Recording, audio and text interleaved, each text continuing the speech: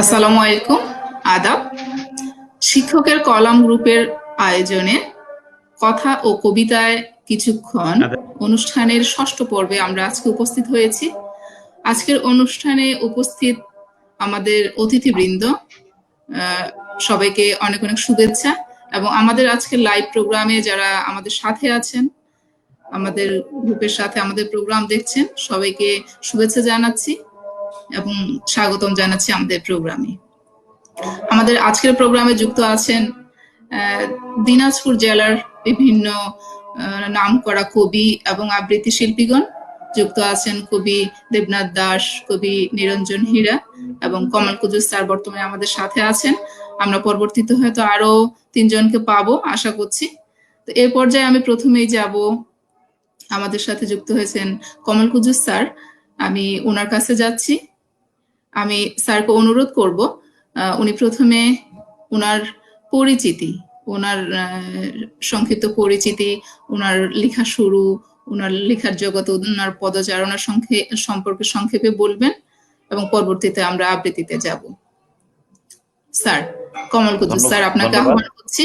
আপনার সম্পর্কে দর্শকদের উদ্দেশ্যে আপনার পরিচিতি তুলে ধরবেন, আপনার শিক্ষকতা পেশার পরিচিতি এবং সাহিত্য জগতে আপনার পরিচিতি। অনেক ধন্যবাদ নুরানী ম্যাডাম। আমি প্রথমে ধন্যবাদ দিতে চাই শিক্ষকের কলামকে, তাদের এই যে মহতী একটি উদ্যোগের জন্য, শিক্ষকদের সবার সঙ্গে পরিচয় করিয়ে দেবার জন্য। আমি কমল কুজুর, আমি বাংলাহিলি সরকারি বালিকা উচ্চ বিদ্যালয়ে সহকারী শিক্ষক হিসেবে কর্মরত আছি আর লেখালেখি করি। আসলে লেখালেখি করি আমি যখন স্কুলে ছিলাম সেই সময় থেকে, এটা অনেক আগে, প্রায় 90-এর দিকের কথা। সেই সময়ে যায় যায় দিনের বিশেষ সংখ্যাগুলো প্রকাশ পেত।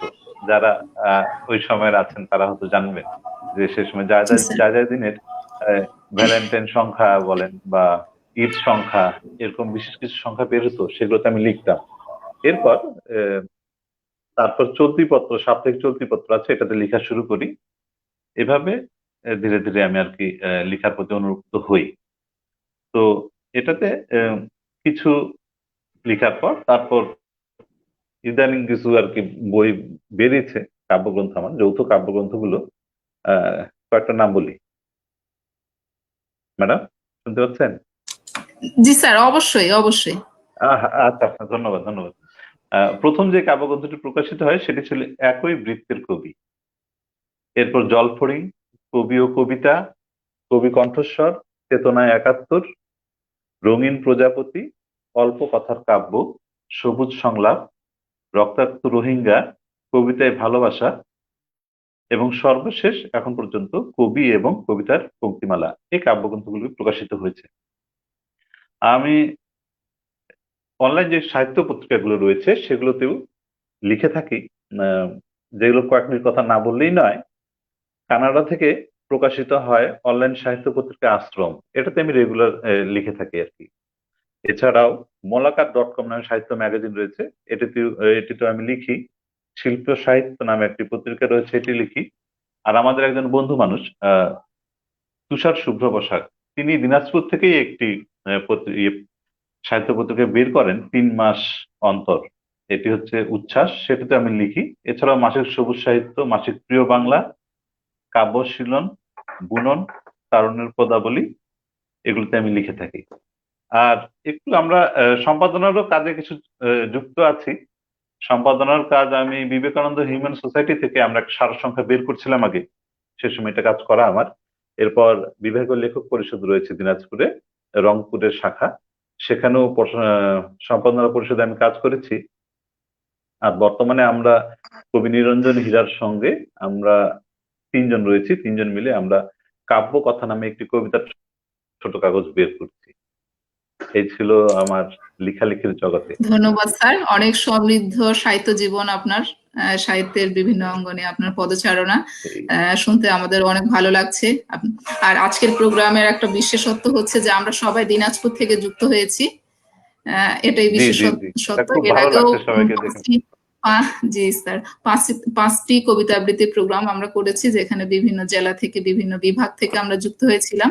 তো এই প্রোগ্রামে জি জি জি, আমাদের সৌভাগ্য যে আমরা ভাগ্যক্রমে একই জেলার সবাই যুক্ত হয়েছি। খুব ভালো লাগছে, এটাই বিশেষত্ব আজকের প্রোগ্রামে। তো স্যার, আমি যদি আপনাকে বলি যে আপনার প্রিয় কবি কে, তাহলে আপনি কার নাম বলবেন এক্ষেত্রে? আসলে প্রিয় কবি এক এক বাক্যে বলা মুশকিল, তবে আমি আচ্ছা ইদানিং স্যার। মানে আমার লেখাতে সাধারণত জীবনানন্দ দাশের একটু আর কি ছোঁয়া একটু থাকে, মানে লিখতে গেলেই আর কি ওনার একটু আচ্ছা স্যার। ছোঁয়াটা আসে, আহ, এই কারণে একটু জীবনানন্দ দাশের মতো অনুরক্ত আর কি আমি।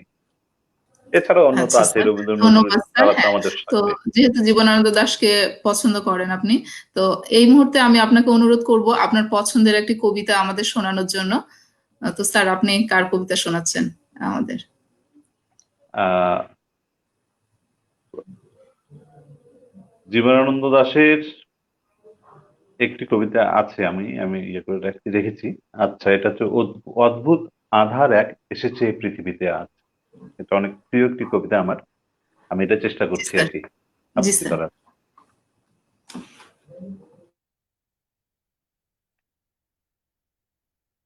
এক মিনিট।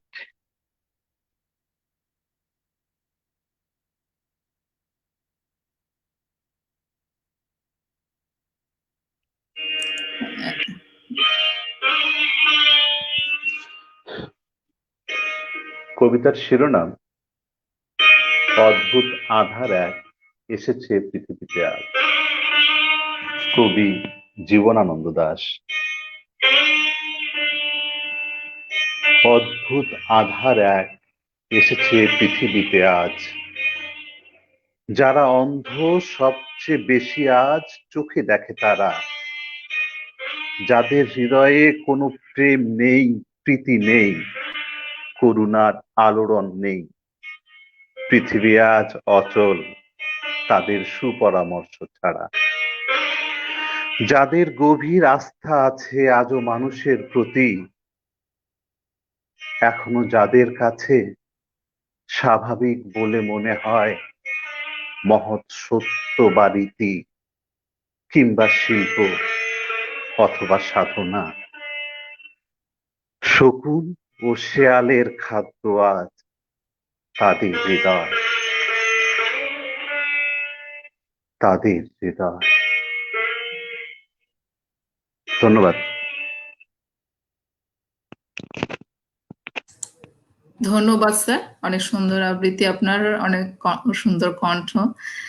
আমি এ ধন্যবাদ। পর্যায়ে ইতিমধ্যে আমি দেখতে পাচ্ছি আমাদের সাথে যুক্ত হয়েছেন কবি মেহনাজ পারভীন, দিনাজপুর জি জি থেকে, জি, আমাদের শহরের কবি মেহনাজ পারভীন।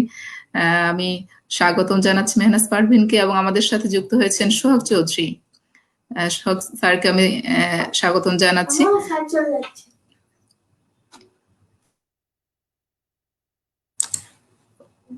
স্বাগতম স্যার এবং মেহনাজ আপাকে। আমি এ পর্যায়ে যাব দেবনাথ দাস স্যারের কাছে। স্যার, আপনি একটু আনমিউট করে নেবেন। আমি এ পর্যায়ে আপনার সাহিত্য অঙ্গনে আপনার পদচারণা এবং আপনার সূচনা কিভাবে হলো সংক্ষিপ্ত শুনতে চাচ্ছি। স্যার দেবনাথ দাস, স্যার একটু আনমিউট করে নেন। আপনি কি আমাকে শুনতে পাচ্ছেন স্যার? স্যার? জি স্যার, হ্যাঁ, আপনাকে আমি শুনতে পাচ্ছি। স্যার, আমি যতখানি জানি যে আপনি নবম শ্রেণীতে পড়াশোনা শুরু করতে করতে আপনি সাহিত্য জগতে আপনার পদচারণা শুরু করেছেন। জন্মভূমি কবিতা দিয়ে আপনি শুরু করেছেন আপনার লিখনী। স্যার, একটু আনমিউট করে নেবেন। দেবনাথ দাস স্যার। জি স্যার, আপনার আবার মিউট হয়ে যাচ্ছে স্যার। জি স্যার, শুনতে পাচ্ছি। স্যার, আবার মিউট হয়ে যাচ্ছে স্যার।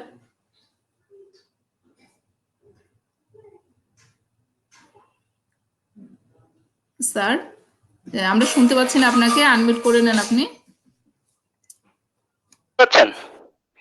জি স্যার, শুনতে পাচ্ছি। জি স্যার, আপনার অটোমেটিক। হ্যাঁ, জি। জি।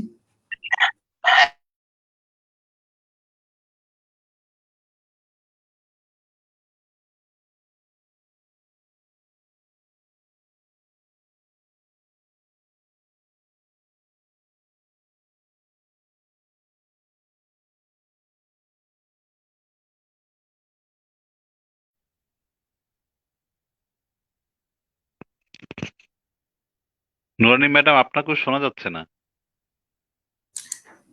Thank you sir.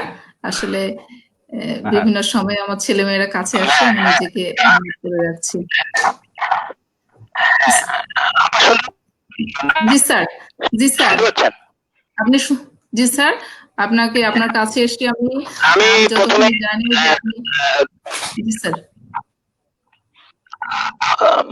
আমি প্রথমে ধন্যবাদ শিক্ষকের কলাম গ্রুপকে ধন্যবাদ জানাচ্ছি আমাকে আমন্ত্রণ জানার জন্য। শিক্ষকের কলাম এটা একটা একটা খুব সুন্দর একটা প্ল্যাটফর্ম। শুনতে পাচ্ছেন? জি স্যার, আমরা শুনতে পাচ্ছি স্যার। শুনতে পাচ্ছেন ম্যাডাম? জি স্যার, শুনতে পাচ্ছি আমরা। হ্যাঁ, খুব সুন্দর একটা প্ল্যাটফর্ম যেখানে আমাদের শিক্ষকদের সৃষ্টিশীল কাজের একটা উপস্থাপনের একটা জায়গা। এটা আপনারা যারা এই প্ল্যাটফর্মটা সৃষ্টি করেছেন, আমার খুব ভালো লাগছে। আমি সবাইকে অভিনন্দন জানাচ্ছি এই ধরনের একটা জায়গা সৃষ্টি করার জন্য। আমার পরিচয় আপনি জানতে চেয়েছেন, আমার কবিতা লেখার বিষয়টা জানতে চেয়েছেন। নাম তো জানেনই, আমি দেবনাথ দাস। আমি প্রধান শিক্ষক, আজিমপুর সরকারি প্রাথমিক বিদ্যালয়, দোল দিনাজপুর। আপনি বলেছেন যে আমি সর্বপ্রথম নবম শ্রেণীতে আমি একটা কবিতা লিখেছিলাম, জন্মভূমি। তো ওটা আমার কিন্তু সংরক্ষণে নাই, কিন্তু আমার নামটা মনে আছে। তখন থেকে আমি একটু একটু লেখালেখি করি। আমি যখন ইন্টারমিডিয়েট পড়ি তখন আমি শুনতে পাচ্ছেন? জি স্যার, আমরা শুনতে পাচ্ছি। আপনি চালিয়ে যান। সংক্ষেপে আপনার সাহিত্য জগতে আপনার পদচারণা, আপনি এ পর্যন্ত কয়টি কাব্যগ্রন্থ বের হয়েছে আপনার? জি স্যার, আমরা শুনতে পাচ্ছি স্যার। জি স্যার। আমার লেখা যত কাব্যগ্রন্থ, 7টা কাব্যগ্রন্থে আমার লেখা প্রকাশিত হয়েছে। নামগুলো বলি: তোমায় ছাড়া শূন্য হৃদয়, জেগে ওঠো বাংলাদেশ, কাব্যমঞ্জুরি, মুক্তা ধরা হাসি, বিস্ফোরিত অক্ষর, স্বাধীনতার বাসিওলা, হৃদয় বঙ্গবন্ধু। এই যৌথ গ্রন্থগুলোতে আমার লেখা ইতিমধ্যে প্রকাশিত হয়েছে। আচ্ছা স্যার, আমার নিজে আমি একটা সম্পাদনা করতেছি। আপনার সাউন্ডটা একটু সমস্যা হচ্ছে। জি স্যার, আপনি চালিয়ে যান স্যার। আর সাউন্ডের সমস্যা হচ্ছে না? এখন ঠিক আছে স্যার। জি আচ্ছা স্যার, ঠিক আছে, আপনি চালিয়ে যান স্যার। কাব্যগ্রন্থ স্যার, আমি যেটা দেবনাথ দাস স্যারকে বলছি। মুক্তির মহানায়ক বঙ্গবন্ধু শেখ মুজিবুর রহমান, এবং আমার একক কাব্যগ্রন্থ উৎসর্গ এবার বইমেলায় পাওয়া যাবে। এটা আমার সাহিত্য জগতের আমার এইটুকু। আর অন্যান্য বিষয়ে যদি একটু জানতে চান তাহলে বলি, যদি বলেন। জি স্যার, বলেন। আমি যতখানি জানি আপনি একজন কর্মজীবনের। জি স্যার। জি স্যার। হ্যাঁ, আমি 92 সালে আমার একটা যন্ত্র আবিষ্কার করেছিলাম পদার্থবিজ্ঞানের উপরে। একটা সূত্র ছিল সেখানে, সেটা আমার ঠাকুরগাঁও ডিস্ট্রিক্টে শ্রেষ্ঠ হয়েছিল। এবং তখন আমি জাতীয় পর্যায়ে, সরকারিভাবে আমি জাতীয় পর্যায়ে গেছিলাম। ওখানে সারা দেশের মধ্যে 26তম ছিলাম। এবং কর্মজীবনে 2010 সালে আমি শ্রেষ্ঠ শিক্ষক নির্বাচিত হই। এবং সেই সুবাদে 2017 সালে আমার সরকারি সফরে আমার বিদেশ সফর হয়েছে, এটা আমার প্রাপ্তি। এবং 2018 সালে আমার একটা ইনোভেশনের জন্য প্রাথমিক শিক্ষা অধিদপ্তর বাংলাদেশ ঢাকা কর্তৃক আমি পুরস্কৃত হই। আমাকে একটা 10,000 টাকা চেক তারা অফার করেছিল। এগুলো আমার প্রাপ্তি। স্যার ধন্যবাদ স্যার, অনেক সমৃদ্ধ জীবন আপনার। জি, পেশাগত জীবনে আপনি একজন জি স্যার সফল শিক্ষক, আপনি একজন সফল শিক্ষক। আপনি সাহিত্য জগতে অনেক দিকে আপনার পদচারণা, সমৃদ্ধ জীবন আপনার। আমি যতক্ষণ জানি আপনি বাবা হিসেবেও সফল। আমি একদিন আপনাকে বলেছিলাম যে কোনো প্রসঙ্গে, যাই হোক, আপনার বড় ছেলে বুয়েটে পড়াশোনা হয়তো শেষ হচ্ছে বা এরকম। তো আমি এই পর্যায়ে আপনাকে অনুরোধ করবো স্যার, আপনার এটা আপনার পছন্দের কবিতাখানি। আমি জি স্যার, আমি জি স্যার, আমি এ পর্যায়ে আপনাকে আহ্বান জানাবো স্যার, আপনার আমি পছন্দের কবিতাখানি। জি স্যার, আপনি যদি আমাদের উদ্দেশ্যে আজকে পাঠ ইংরেজি করতেন। বিষয়ে আপনি নিজেও লিখেন। এটা এটা আপনি জি স্যার, আপনার জি স্যার, সাউন্ডটা একটু আপনার খারাপ আসতেছে স্যার। সাউন্ডটা একটু আপনি হাতটা একটু নিচে রাখেন স্যার। ওটা মনে হয় বেশি কাছে হয়ে যাচ্ছে স্যার। মানে আমার পছন্দের অন্য কবির আপনার পছন্দের স্যার, আপনার স্বরচিত হতে পারে যে কবিতাখানি আপনার খুব পছন্দ, আপনার পছন্দের কবিতাটি আজকে আমরা উপভোগ করতে চাই। জি স্যার।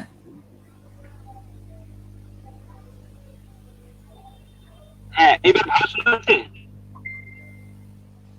ভালো শোনা যাচ্ছে? একটু স্যার, একটু। হ্যাঁ হ্যাঁ স্যার, হ্যাঁ চালান, এভাবে চালিয়ে যান। জি স্যার, আপনি শুরু করেন স্যার।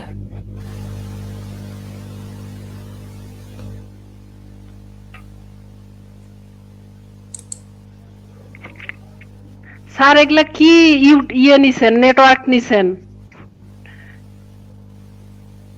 দেবনাথ দাস স্যারকে বলছি, স্যার আমার বাসায় চলে আসেন, কিচ্ছু শোনা যায় না। কোথায় থাকে, নেট নাই।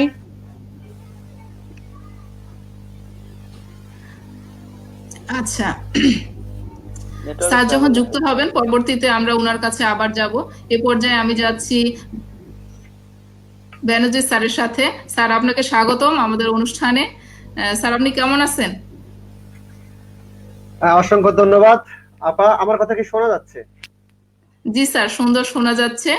আমি এই মুহূর্তে বলতে চাচ্ছি স্যার, দেবনাথ স্যার আপনি একটু আপনার নেটওয়ার্ক চেক করে, আপনার একটু ইয়ারফোন চেক করে একটু সাউন্ডটা ঠিক করে নেন স্যার। আমি ব্যানার্জি স্যারের সাথে কিছুক্ষণ কথা বলি। স্যার আপনি ভালো আছেন? ব্যানার্জি স্যার।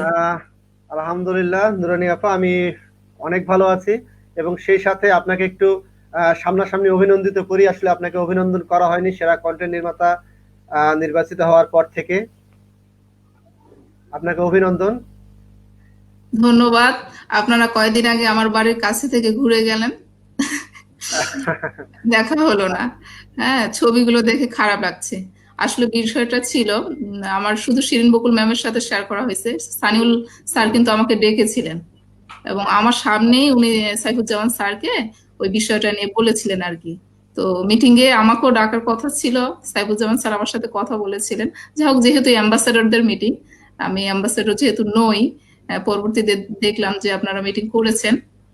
হ্যাঁ, সানিউল স্যার কিন্তু আমাকে ডেকে অভিনন্দন জানিয়েছেন এবং সাইফুজ্জামান স্যারকে মিটিং এর ব্যাপারটা বলেছেন। হ্যাঁ, তো যাই হোক মিটিং হয়ে গেল, আপনারা এসে চলে গেলেন আর আমার বাড়ির দরজা থেকে আপনাদের সাথে দেখা হলো না। হ্যাঁ, হয়তো সামনে নিশ্চয়ই কোনো প্রোগ্রামে দেখা হবে সে আশা করছি। হ্যাঁ, তো স্যার আমি এ পর্যায়ে আপনার কাছে আসছি এবং আপনাকে অনুরোধ জানাচ্ছি স্যার, আজকে আপনি আমাদের জন্য কি পরিবেশন করছেন স্যার? মানে অসংখ্য কোন ধন্যবাদ। কবিতাখানি শোনাচ্ছেন স্যার? মানে একদিন ফুলকপির কবিতা শুনাইছেন, আজীবন মনে থাকবে। আজকে নিশ্চয়ই এমন একটি কবিতা শোনাবেন যেটা সারা জীবন মনে থাকবে। অসংখ্য ধন্যবাদ নুরানি আকিদা আপা। আমি প্রথমে দেবনাথ দাস আমি স্যারের আসলে কাছে আসবো, এর পরবর্তীতে আমি আসতেছি স্যার আপনার কাছে। আমি শুরু করার আগে আসলে দু একটা কথা আসলে না বললেই নয়। সেটি হচ্ছে আমার সামনে যে কয়জন উপস্থিত রয়েছেন, আমাদের কোমল খুজুর স্যার, তারপরে আমাদের সর্বগুণে গুণান্বিত দেবনাথ স্যার, মেহনাজ ম্যাডামের সাথে এর আগে একটা প্রোগ্রাম করেছি এবং আরেকটা ভালো লাগার বিষয় যেখানে উপস্থিত রয়েছে সোহাগ চৌধুরী, দিনাজপুর। আপনারা হয়তো অনেকেই জানেন এই সোহাগ চৌধুরী কিন্তু আমার মামা। তো যাই হোক, এখানে আসলে আমরা সকলে দিনাজপুরের লোক রয়েছি, এ কারণে আসলে অনেকটা ভালো লাগার একটা ব্যাপার যে আজকে আমরা দিনাজপুরের লোকজন নিয়ে প্রোগ্রামটা এখানে আমরা করছি আজকে। তো আমাদের কোমল স্যারের আমরা কবিতা শুনুন। কোমল স্যার আমার একেবারে পার্শ্ববর্তী একটা স্কুলে উনি আছেন।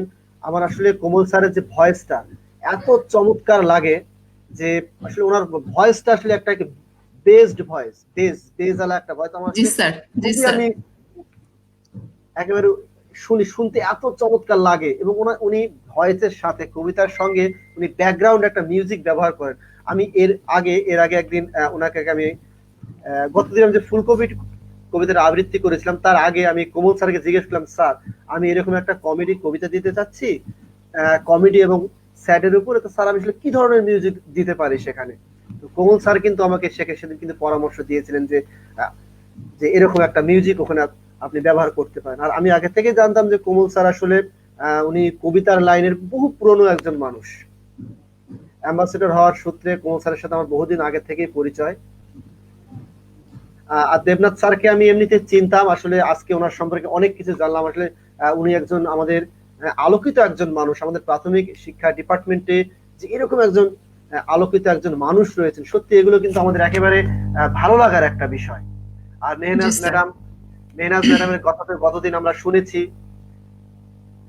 তাকে আর নতুন করে বলার কিছু নাই। তার জন্য আসলে মাঝে মধ্যে আমার গর্ব হয় যে তার কবিতা বিভিন্ন জায়গাতে, তারকে আমি এমনিতে চিনতাম। মেহনাজ ম্যাডামের কবিতা বিভিন্ন দেশে অনুবাদ হয়ে সেখানে হচ্ছে প্রচার করা হয়। সত্যি এটা আমাদেরকে ভালো লাগার বিষয় এবং আমাদের দিনাজপুরের জন্য একটা গর্বের একটা বিষয় হতে পারে। আর আরেকটা কথা নুরানী আপা, আমি আগে থেকে বলে রাখি, আমি আসলে সেরকম কবিতার মানুষ আমি না, কবিতার ব্যাকগ্রাউন্ড আমার সেভাবে নেই। আমি আসলে থিয়েটারের মানুষ, তো থিয়েটার করতে করতে আমার এই কথা বলা আসলে, এবং আমি যে সমস্ত আমার কবিতাগুলো আসলে যেমন চমৎকার করে কোমল স্যার তার কবিতা আবৃত্তি করলেন যে ভোকাল উঠা নামা করে চমৎকার, কিন্তু আসলে আমি থিয়েটারের মানুষ। আমি আসলে আমার থিয়েটার বা আমার যে কবিতাগুলো এগুলো আসলে কিছুটা নাটকীয় হয়ে যায়। তো আজকে আমি রুদ্র নীলের একটি কবিতা আসলে আবৃত্তি করব। এটা আসলে আবৃত্তি কোমল স্যার, প্রথমে ক্ষমা চেয়ে নিচ্ছি আপনাদের মতো মানুষের সামনে। আমি আসলে আজকে কবিতা আবৃত্তি করতে আসছি, ক্ষমা চেয়ে নিচ্ছি প্রথমেই। স্যার কিছু বলবেন মনে হচ্ছে। বেনজির স্যার একটা কথা বলি, হ্যাঁ আপনি আপনার জায়গায় শ্রেষ্ঠ, এটা কিন্তু মনে রাখবেন সবসময়। আপনি আপনার জায়গায় শ্রেষ্ঠ, মানে আমার দেখা মানুষগুলোর মধ্যে আপনি অবশ্যই শ্রেষ্ঠ। এই জন্য আপনার কোনো এত বিনয়ের দরকার নেই, আমরা উপভোগ করবো। আপনি চালিয়ে যান, আমরা অপেক্ষা করছি আপনার কবিতার জন্য। স্যার আপনি শুরু করেন। অসংখ্য ধন্যবাদ। আমার আজকের কবিতা সে রুদ্র নীলের লেখা, দাদা আমি সাথে পাঁচে থাকি না।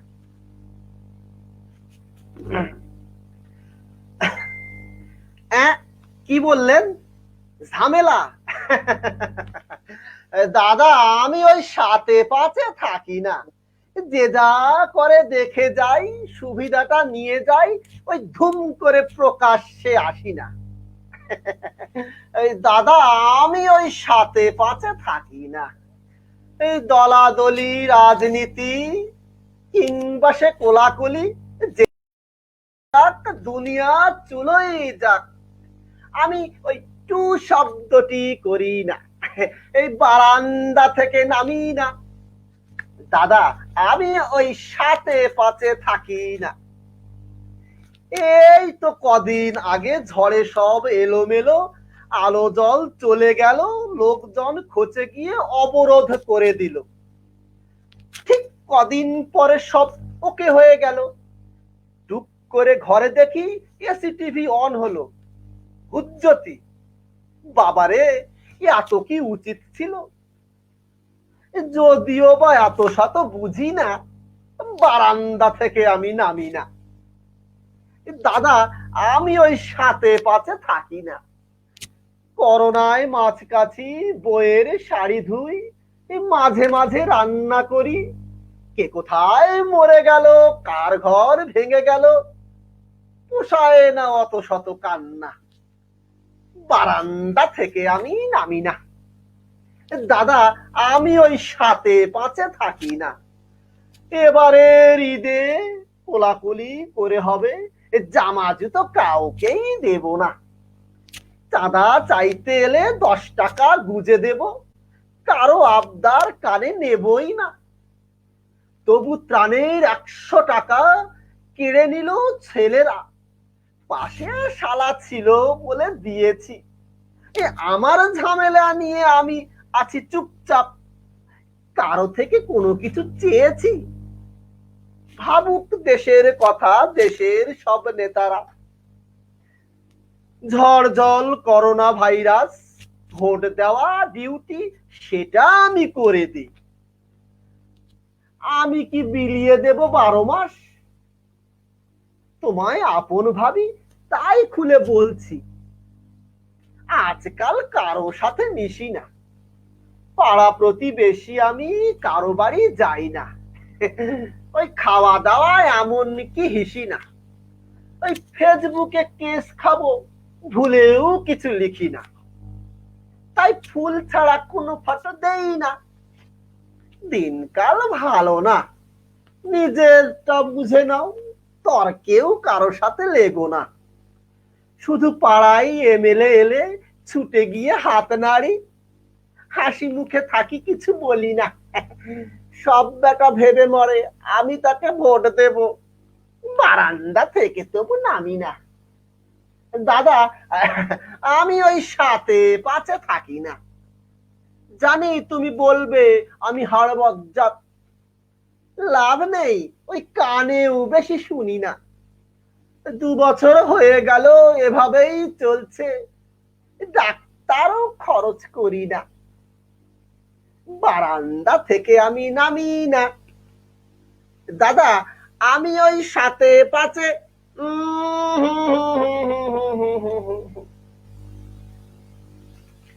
ধন্যবাদ ম্যাডাম। ধন্যবাদ স্যার, অনেক সুন্দর আবৃত্তি আপনার। নিশ্চয়ই আমাদের দর্শকেরা মুগ্ধ হয়েছেন আপনার আবৃত্তি শুনে। এই মুহূর্তে আমাদের সাথে কয়েকজন দর্শক যুক্ত হয়েছেন যারা আমাদের আবৃত্তি দেখে কমেন্ট করছেন, ধন্যবাদ তাদেরকে। মতুল স্যার কমেন্ট করেছেন, আকলিমা জামান শীতল, ধন্যবাদ। বেনজির স্যারের আবৃত্তিতে লিখেছেন অসাধারণ, ধন্যবাদ আমাদের দর্শকদের। ধন্যবাদ বেনজির স্যারকে, অসাধারণ আবৃত্তি করেছেন আপনি। তো স্যার, আমি এ পর্যায়ে যাব সোহাগ চৌধুরী স্যারের কাছে। স্যার, আমি আপনার কাছে আসছি। স্যার, আপনি কেমন আছেন? জি, নুরানি আকিদা আপা, একটা কথা বলতে চাচ্ছিলাম। আসসালামু আলাইকুম। জি জি আপা, বলেন। আপা, আমি মনে হয় বলেন। বেশিক্ষণ থাকতে পারবো না, আমার মোবাইলে চার্জ শেষ হয়ে গেছে প্রায়, হয়তো পরে ঢুকবো। আমি তাহলে বের হয়ে যাচ্ছি। আপা, আমার মনে হয় তাহলে মেহনাজ আপাকে দেন, যেহেতু উনি আবার চার্জ করতে না না, পারছেন না। সমস্যা নাই, না, আমরা আমি পরে শেষ আসবো, পর্যন্ত আছি। সমস্যা কি? আপনি কি কিছুক্ষণ পর আসতে যাচ্ছেন? না 10 স্যার, না, মিনিট? আপনি বলেন, সমস্যা নাই। আচ্ছা, সমস্যা নাই হ্যাঁ মনে হ্যাঁ হয়। হ্যাঁ, আমি আমি সোহাগ পরে স্যারের আসি। কাছে আছি। স্যার, আমাদের শিক্ষকের কলাম গ্রুপের পক্ষ থেকে আজকের আয়োজনে আপনাকে স্বাগতম। এই গ্রুপের আয়োজনে আজকেই মনে হয় আপনাকে প্রথম পেয়েছি আমরা। তো স্যার, আপনার দর্শকদের উদ্দেশ্যে আপনি আপনার সংক্ষিপ্ত পরিচিতি যদি দিতেন স্যার। আসসালামু আলাইকুম।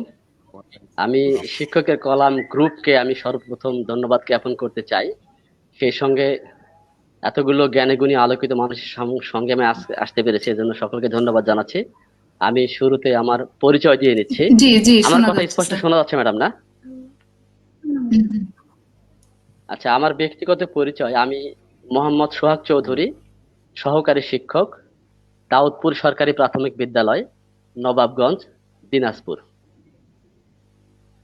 তো যাই হোক, কবিতার যদি কথা বলতেই হয়, আমি বেনজির স্যারের সাথে সুর মিলিয়ে একটি কথা বলতে চাই।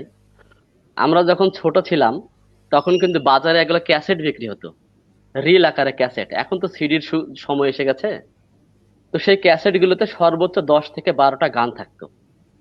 সেই 10 থেকে 12টা গানের মধ্যে খুব বেশি হলে 2টা বা 3টা হিট গান থাকতো, বাকি 8 থেকে 9টা গান হয়তো খুব একটা ভালো লাগতো না, কিন্তু দর্শককে ওই 2-3টা হিট গানের জন্যই পুরো ক্যাসেটটাকে কিনতে হতো।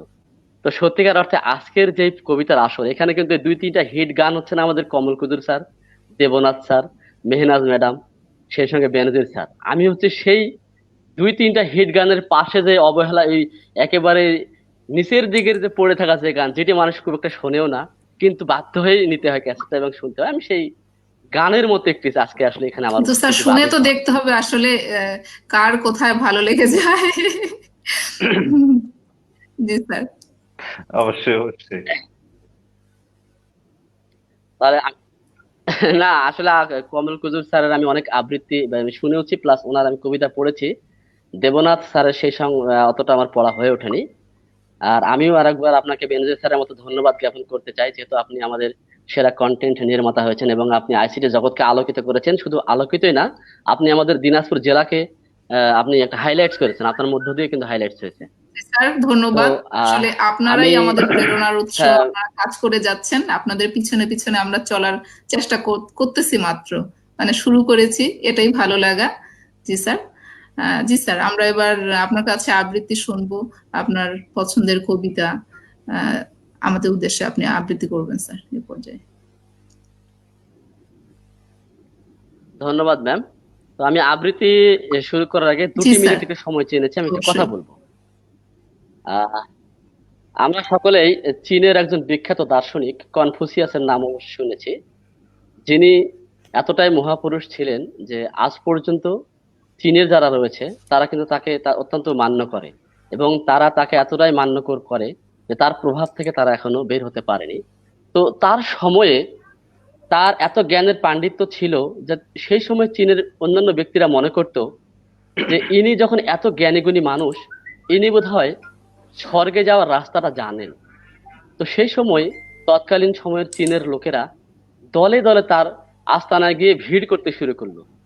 একটাই প্রশ্ন, স্যার আমাদেরকে যদি একটু আহ, স্বর্গে যাওয়ার রাস্তাটা বলতেন। তো এখন তিনি কিন্তু সত্যিকার অর্থে স্বর্গে যাওয়ার রাস্তাটা তিনি জানতেন না, তিনি নিজেও এটি জানেন। তো তার যে ছেলে ছিল, তার ছেলেও তার কাছে প্রশ্ন করতো। তো একদিন তিনি করলেন কি, সারা চীনের যত বড় বড় কবি সাহিত্যিক রয়েছে তাদের সমস্ত ভালো ভালো কবিতাগুলো তিনি সংগ্রহ করতে শুরু করলেন, এবং সেটি সংগ্রহ করে তিনি একটি বই আকারে তৈরি করলেন, চমৎকার একটি বই।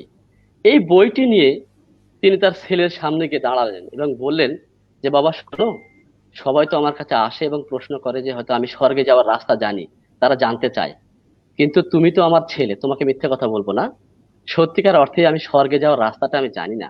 তবে হ্যাঁ, আমার হাতে এই যে বইটা দেখতে পাচ্ছ, এই বইটা আমি তোমাকে দিচ্ছি, তুমি এই বইটি অবশ্যই পড়বে। হয়তো এই বইটি তুমি পড়লে স্বর্গে গেলেও যেতে পারো, কিন্তু যদি না পড়ো তুমি কখনোই স্বর্গে যাবে না। তখন ছেলেটি বলতেছে, বাবা তাহলে এই বইটি আসলে কিসের বই? তখন ছেলেটি বলতেছে, এই বাবা বলতেছে যে আসলে এই বইটা হচ্ছে একটি কবিতার বই। অর্থাৎ সারা চীনের যত বড় বড় কবি ছিল তাদের কবিতাগুলো নিয়ে সংগ্রহ করে এটা তৈরি করা হয়েছে। তা আসলে সত্যিকার অর্থে কবিতা মানুষের মনকে কিন্তু সুন্দর করে, উনি যেটা বলছেন যে কবিতা মানুষের মনকে সুন্দর করে, আর যার মন সুন্দর নয় সে স্বর্গে কেমন করে যাবে। এই জন্যই কিন্তু কবিতাকে পড়ার একটা ওখানে তার দৃষ্টিকোণ থেকে তার ওটা উৎসাহিত করা হয়েছিল। তো এই জন্য সত্যিকার অর্থে কবিতা আমি ভালোবাসি। আমি কমল কুজুর স্যার কিংবা দেবনাথ স্যারের মতো আমিও কখনো কবিতা লিখিনি।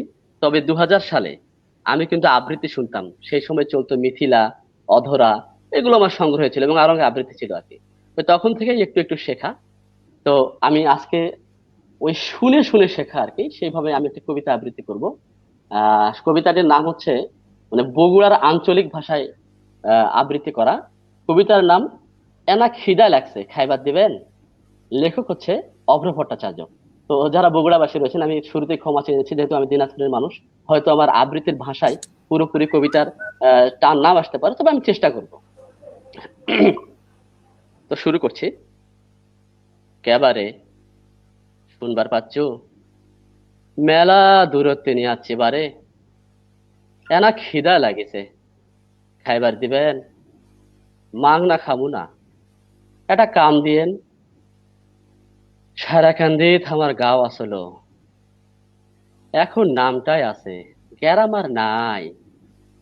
যমুনা নদী আমার সব লিচে, আমার ভিটটা, আমার ধানি জমি, খুলি তাতালওয়া গাছ, সব আমি সব তেকা তেকা দেখনু বারে, কিছু করবার পানু না।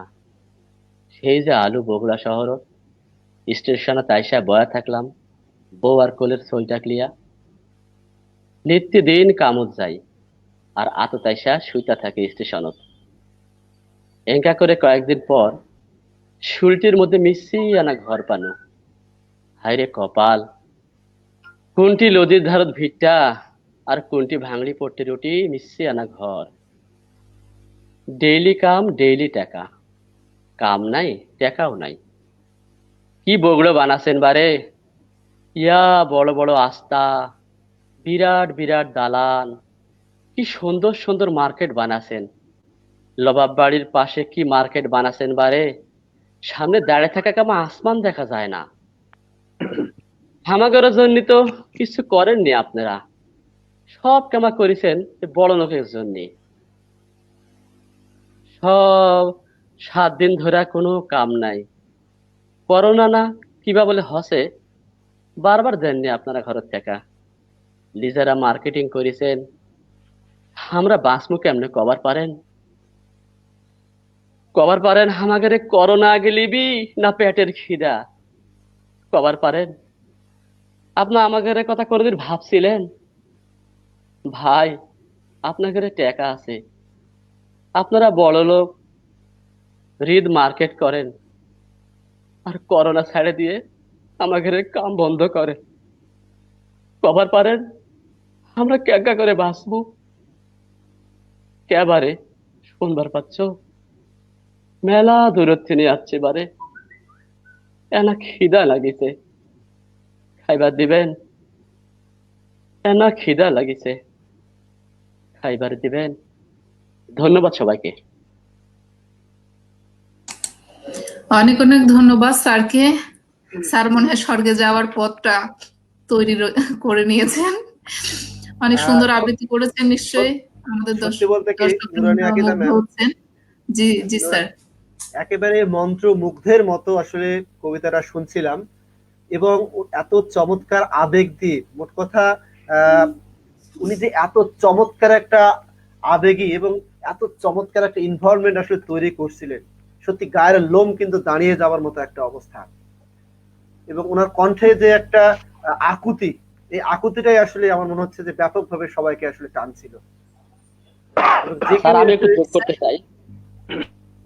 যোগ করতে চাই। আসলে আমি সেই মুহূর্তে কথা বলতে গিয়ে ভুলে গিয়েছিলাম। আমার বেনজির মামা আর কি ভাগিনা হচ্ছে, বেনজির মামার এর আগের কিন্তু আমি যে উনি যে আসলে কবিতাটা কি বলেছিলেন ফুলকপি, আমি কিন্তু সেখানে ফুলকপির কবিতা শুনে বেশ মজার মজার কমেন্টস লিখেছিলাম যে জীবনটা ফুলকপিময় হয়ে উঠুক ইত্যাদি ইত্যাদি। আর আজকে তিনি যে কবিতাটি বলেছেন একেবারে চমৎকার ভাবে কলকাতার ভাষায় কিন্তু উনি এত সুন্দর করে বলছে, মানে উনি কবিতার মধ্যে ঢুকে গেছে। অর্থাৎ আমার কাছে মনে হয়েছে একেবারে বাস্তব একটা বিষয়। তা আমি মনে করছি যে এরপরে আমাদের পরবর্তী যারা রয়েছেন, কমল খুজুর স্যার, দেবনাথ স্যার এবং মেহনাজ ম্যাম, আমার মনে হয় যে সত্যিকার কবিতার মানুষ কিন্তু তারা, এবং তাদের কাছ থেকে অনেক কিছু শিখছি এবং শিখবো। ধন্যবাদ ম্যাম। ধন্যবাদ স্যার। আসলে সাংস্কৃতিক বিষয়গুলো যখন মানুষ নিজের মধ্যে বাস্তবতার ছোঁয়ায় চলে আসে তখনই হয়তো সম্পূর্ণতা পায়। তো আপনার কবিতার মধ্যে একদম আপনি ঢুকে গেছেন, নিজেকে নিয়েই আবৃত্তি করেছেন, খুব ভালো আবৃত্তি হয়েছে আপনার, ধন্যবাদ আপনাকে। এ পর্যায়ে আমি যাব, আমাদের সাথে যুক্ত হয়েছে নিরঞ্জন হীরা স্যার। স্যার আমাকে শুনতে পাচ্ছেন?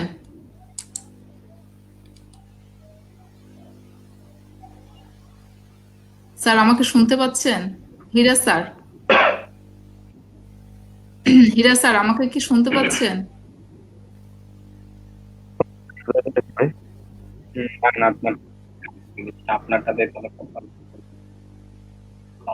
হীরা স্যার, আপনি কি আমাকে শুনতে পাচ্ছেন?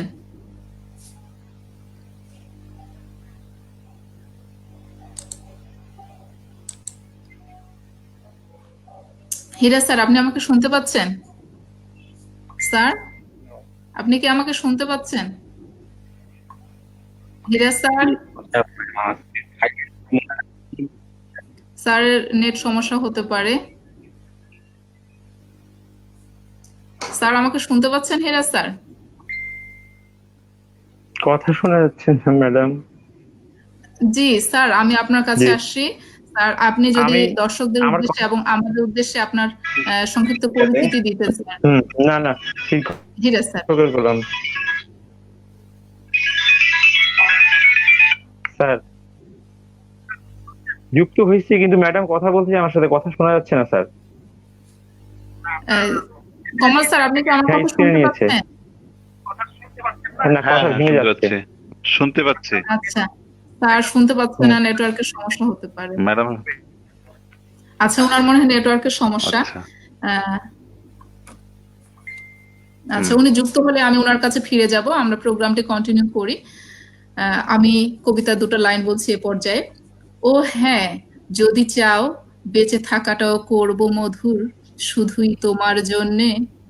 যেমন করে জোনাকিরা তাদের সর্বস্ব দিয়ে আলো বিলোয় পৃথিবীর আধার করতে দূর, যদি চাও। এই কবিতার লাইনগুলি আমাদের এখানে উপস্থিত আছেন শ্রদ্ধেয় কমল কুদ্দুস স্যার, ওনার লেখা।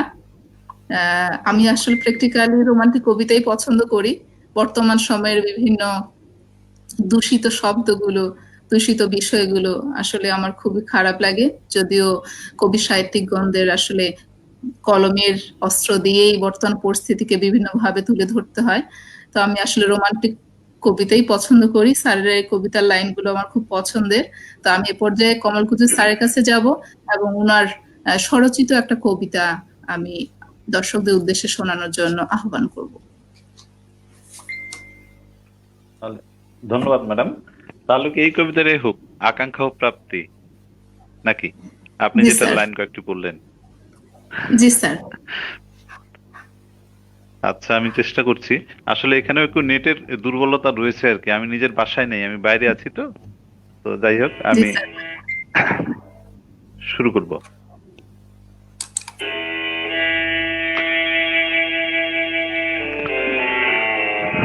সাউন্ডটা একটু কমিয়ে নেবেন স্যার, সাউন্ডটা একটু। ব্যাকগ্রাউন্ডটা ব্যাকগ্রাউন্ডটা হ্যাঁ, ঠিক আছে স্যার, ঠিক আছে। ঠিক আছে। জি আচ্ছা, জি। Thank you. আকাঙ্ক্ষা ও প্রাপ্তি। যদি চাও এক সমুদ্র অমৃত রাশি, দিতে পারি তাও। কোটি বছরের সাধনায় ওই বিপুল জলধারাকে মুঠোবন্দি করব এক লহমায়। তারপর তোমার পায়ের তলায় করব হাজির, শুধুই তোমার কথায়। যদি চাও guard of honour, Melbourne Cricket গ্রাউন্ডে মাঠ ভর্তি দর্শকের সামনে দৌড়ব 15 ঘন্টা, থামবো না একটিবারও। যদি চাও সাগর ভরা পাঁকে দিব ঝাঁপ, সারা শরীরে মেখে দাঁড়িয়ে রব ঠায় নিরুত্তাপ। আবার নিমিষেই আসবো ফিরে তোমারই এক ছোট্ট ইশারায়। হংসের দল যেমন দেয় ডুব সাঁতার পুকুর জলে, আর ডাঙায় উঠতেই স্বচ্ছ হিমালয়। ও হ্যাঁ, যদি চাও বেঁচে থাকাটাও করব মধুর, শুধুই তোমার জন্যে। যেমন করে জোনাকিরা তাদের সর্বস্ব দিয়ে আলো বিলোয় পৃথিবীর আধার করতে দূর, যদি চাও, যদি চাও। Thank you.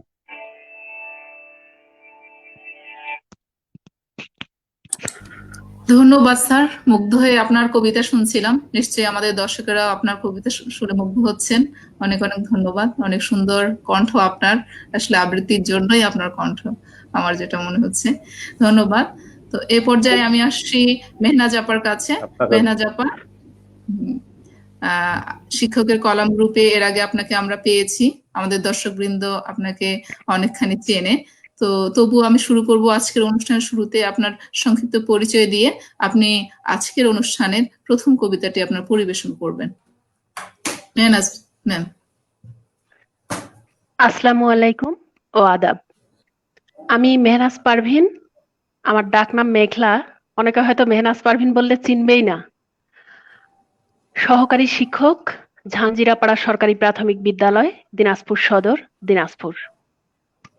শিক্ষকের কলাম গ্রুপের অভিভাবক এবং সকল কলাকুশলীদের প্রতি রইল আমার বিনম্র শ্রদ্ধা ও ভালোবাসা।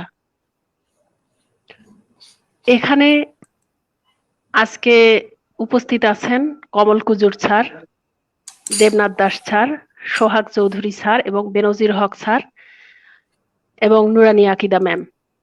এনারা সকলেই আমার ভালোবাসার মানুষ। কমল কুজুর স্যারকে আমি চিনি শব্দস্বরের মাধ্যমে এবং আরো হয়তো পরিচিত হব 4ই ডিসেম্বর আমাদের যে প্রোগ্রাম আছে সেদিন।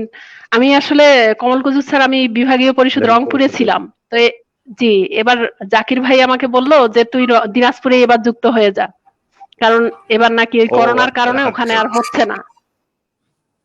তো এই জন্য ওয়াসিম ভাইদের সাথে ওদিন হলো। আপনার কবিতা আমি পড়লাম, এই যে আপনার এখানে আছে কবিতা, এবং তারপরে আপনার পাতা প্রকাশে আপনার কবিতা আছে। জি জি জি, অনেক ধন্যবাদ আপা। ধন্যবাদ আপনাকে। আর দেবনাথ দাস স্যার আমার হেড টিচার ছিলেন, আমি বিরলেই ছিলাম, 5 বছর একসঙ্গে চাকরি করেছি। স্যার অনেক ভালো মানুষ, এবং যদিও আমার হেড টিচার, কিন্তু আমাদের সম্পর্ক ছিল একদম বন্ধুর মতো। আমরা স্কুলটাকে খুব সুন্দর করে সাজিয়ে তুলেছিলাম। আর ওই স্কুলে আমি একাই মুসলমান ছিলাম, আর আমার যত শিক্ষক ছাত্র সবাই হিন্দু, কিন্তু ওরা আমাকে এত ভালোবাসতো। আর স্কুলের সামনেই, মানে আমাদের স্কুলের রুম এবং মন্দিরের রুম একসাথে, ওখানে পূজা হয় সব সময়, প্রত্যেকটা দিনই পূজা। আর ওদের খিচুড়ি আমাকে ছাড়া ওরা খাবে না, মানে খুবই মজার ছিল। আর আমি যেদিন চলে আসি, বাচ্চাদের যে কি কান্না। আর বিরোজিৎ স্যার তো খুব সুন্দর অভিনয় করেন, আমি অত ভালো পারি না, তবুও আমি আমার স্কুলে, মানে যে 5 বছর আমি ছিলাম দেবনাথ দাস স্যারের স্কুলে, ওই স্কুলে আমার শিশুরা অভিনয়ে ইউনিয়ন পর্যায়ে থেকে উপজেলা পর্যায়ে থেকে জেলা পর্যায়ে ওরা 2nd অথবা 3rd হয়েছিল। এবার আমি 2019-এ সদরে এসেছি, সদরের শিশু আমার জেলাতে এসেছে, কিন্তু দেবনাথ দাস স্যার আমাকে তাই কল দিয়ে বলছে তুমি যে কেন চলে গেলা, এই আর কি। তো আমি, আমার মোবাইলে চার্জ শেষ হয়ে যাবে, আমি সোহাগ স্যারের বক্তব্য শুনতে পারিনি, আমি চার্জ দিয়ে আবার শুনবো উনি কি বলেছেন। স্যার তো আমার খুব ভালোবাসার মানুষ এবং খুব উপকার করে আমার, যে কোনো সময় আমাকে কল দেয়, আমাকে অনেক হেল্প করে। তো আমি একটি কবিতা বলতে চাই, মৃণালের পত্র, দেবব্রত সিংহ। সেই ছোটবেলাতে আমাদের পাহাড় কোলের চড়ে লদি পেড়াইতে যাইয়ে এক আষাঢ় মাসের হড়কা বানে আমি আর আমার ভাই ভাসে গেছিলাম বানের তোড়ে। ভাইটি গেল ডুববে, আমি উঠলুম ভাসে। পাড়ার লোকে বইলেক, বেটি ছিলে জীবন্তক, যদি বেটা ছিলে হতক তাহলে কি বাস্তক। আমার মরণ নাই, সেই কথাটাই আজ তোমাকে নতুন করে বলতে চাই। বেশি দিনের কথা লয়, আমাদের বাগমন্ডির পাহাড়ি পথে জিপ গাড়িতে চাপবে লাল ধুলা উড়াই। সেদিন আইলে তোমরা, পাহাড় কোলের জলের ধারে চড়ুই ভাতি করতে আইলে। সেদিনটা মনে আছে তোমার? দিনটা ছিল খড়বার, মাসটা ছিল মধু মাস। টাঁড়হে টাঁড়হে ডাঙা ডহরে পলাশ বনে আগুন লাগা মধু মাস। আমার মরণ নাই, তুমি বুইলেছিলে তোমার সঙ্গে দেখা হবে বইলে মরণ নাই আমার। তুমি রাজপুত্তুর, কত লেখাপড়া করা মানুষ তুমি, বিএ এমএ পাস, হাই স্কুলের মাস্টার। আমি কাঠকুড়ানি, রাঙামাটির গায়ের ঘরের স্কুল ছুট কাঠকুড়ানি। কি সুন্দর গায়ের রং তোমার, একেবারে চাঁপা ফুলের পাড়া। আমি একেবারে কালো, আকর ফলের পাড়া, মিশমিশে কালো। তবে কালো হইলে হবে কি, পাড়ার লোকে সবাই বলে উয়ার গড়ন খুবই ভালো। টানা টানা চোখ, বাঁশির মতন নাক, ছিপছিপে চেহারা। আমাদের বাগমন্ডির হাটের হলুদ রঙা শাড়ি পরে দাঁড়াইলে, মাথায় লাল পলাশের ফুল গুজলে আমাকে নাকি দেখায় দারুণ, একেবারে মন ভুলানি, একেবারে মন কাড়ানি। বাপ বাপ আমার বাবু ঘরের মুনিশ খাটা খ্যাত মজুর, এমনিতে তার সবে ভালো, শুধু দোষের মধ্যে দোষ, সে একজনা নিশা ভাঙ করা মানুষ। দিন ফুরাইলে সঞ্চা হইলেই তাকে হাতছানি দেয় মহুয়া তলার মদ ভাটি। ঘর দুয়ার ছিলা পিলা লিখা পড়া বাপের কোনো দিকে লজর লাই। তখন বহুত ছোটবেলা, তখন থেকেই দেখতাম বাপ আমাকে বিদায় করতে পারলেই বাঁচে, একেবারে হাঁপ ছেড়ে বাঁচে। মা কিন্তু তা লয়, মা বলতো এত ছুটোতে বিহা কিসের, আর 5টা বেটি ছিলে যেমন যাচ্ছে স্কুলে যাক কেনে, দুপাতা লিখাপড়া করি আসুক। সেই কইরে টানে টুনে কোনো মতন গায়ের স্কুলে 9 টুকুন। ইয়ের মাঝে বলা নাই কওয়া নাই, বাপ একদিন হুট কইরে লাগাই দিলেক বিহা। তখন কি আর জানথম অথ পুরুলিয়ার খাট্টাপাড়ার জানুকি যাদবের কাছে আগাম টাকা লিয়েছে বাপ। আমি দাঁড়াইছিলাম রুক্ষে, সেই রুক্ষে দাঁড়ানোর জোরে বিহার দিনে থানায় যাইয়ে আমি ভাঙিয়ে দিয়েছিলাম সব। কাগজ আওলা টিভি আওলারা যে কোথায় থাকে কে জানে, এক ঘড়িকে দুনিয়া দিলেক আমাকে খবর কইরে। সে খবর তো দেখিছিলে তুমি, মিছা নাই বলবো। এত সব জানে শুইনে তুমি আমাকে বিহা করেছিলে বইলে গায়ের লোকে তোমাকে দেবতা বইলেছিল। মনে আছে আমার, সব মনে আছে। তুমি বলেছিলে আমাকে তুমি লিখা পড়া শিখাবে। কাজের চাপে সে আর তোমার হইল কই? বস্তিবাসী, কেলাব, রক্তদান, জীবনদান, কত কাজ তোমার। এক একদিন কাজের টানে তুমি বাইরে কাটাইতে রাত, এক একদিন কাজের টানে তোমার ঘরের কথা মনে পড়তো নাই। এমনি কইরা দেখিতে দেখিতে ঘরের চাইতে বাইরে থাকার সময় গেল বাড়ে। বড় লোকদের কত রকমের সব হুজুগ, গরিব ঘরের বিহা ভাঙে যাওয়া কালো মাইয়াকে উদ্ধার করাও যে একটা হুজুগ, সে আমি বুঝবো কিরম কইরে। দেখলাম হুজুগটা একটুকুন কাটতে না কাটতেই তুমি পড়লে আমার গায়ের রং লিয়ে। কালো রং ফর্সা করবার যত রকমের সব রকমারি নামি দামি ক্রিম আনতে লাগলে একের পর এক। তার উপর আবার পালা কইরে শুনাইতে লাগলে খবর, কাগজের সব মন খারাপ করা খবর। গায়ের রং কালো বইলে বউকে খুন করল বর, গায়ের রং কালো বইলে বিহা ভাঙে যাওয়ায় গলায় দড়ি দিল মেয়ে। তুমি বলতে এসব খবর জানা দরকার তোমার, নাইলে দেশটা কোন দিকে যাচ্ছে তুমি বুঝতে পারবে লাই। আমি বলেছিলুম এমন দেশকে আমার বুঝে কাজ নাই। তারপর জ্যৈষ্ঠী মাসের এক বেলা পড়তি অবেলায় তুমি একদিন বললে চলো হাওয়া খেতে যাব গঙ্গার পাড়ে। তোমার কথা শুইনে আমি এমন করে তোমার মুখের দিকে চাইয়ে রইলাম যে দেখেই তুমি সঙ্গে সঙ্গে বললে না না মিথ্যা লয়, সত্যি বলছি। কতদিন আগে নতুন বউ হইয়া আসার পরে শাশুড়ি আর জায়ের সঙ্গে একদিন গঙ্গার ধারে সিদ্ধেশ্বরী মন্দিরে পূজা দিয়ে আইছিলাম। আজ আবার কতদিন পরে তোমার হাত ধরে সেই গঙ্গার পাড়ে। বেলা পড়তি অবেলাতে তুমি চাইছিলে নিরিবিলি, আরো নিরিবিলি। বহুত দূরে বড় মন্দিরের ভাঙন ধরা ঘাটের ধারে আমার দম আসছিল আটকে।